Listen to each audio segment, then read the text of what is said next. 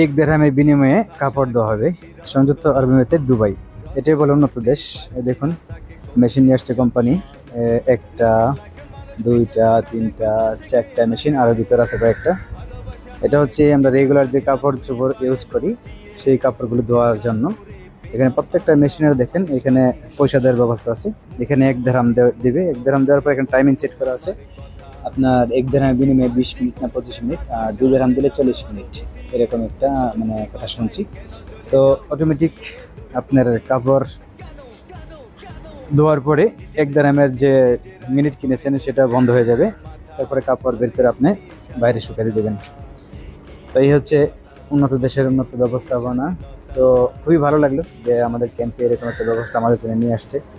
তো কম্বল দেওয়ার জন্য এরকম যে কালো একটা মেশিন দেখতেছেন, এরকম মেশিন নিয়ে আসবে, বড় মেশিন শুনছি, জিজ্ঞাসা করছিলাম। কারণ এখানে কম্বল দেওয়া যাবে না, 7 কেজি লেখা আছে, কিন্তু সাইডের যে ঢাকনা, এই ঢাকনাটা অনেক বড়। এই ঢাকনাটা অনেক বড় থাকার কারণে ঢাকনা লাগানোর পরে কম্বল ভিতরে জায়গা নেয় না। তো তারপরে বড় মেশিন নিয়ে আসবে কম্বল দেওয়ার জন্য, যেগুলো উপর দিয়ে কাপড় দেওয়া আর কি, মানে টপ সিস্টেম। এটা হচ্ছে সাইড সিস্টেম, ওটা টপ থাকবে, যেটা কালোটার মতন। তো অনেক ভালো লাগলো যে আমাদের জন্য এরকম একটা সুব্যবস্থা করেছেন কোম্পানি।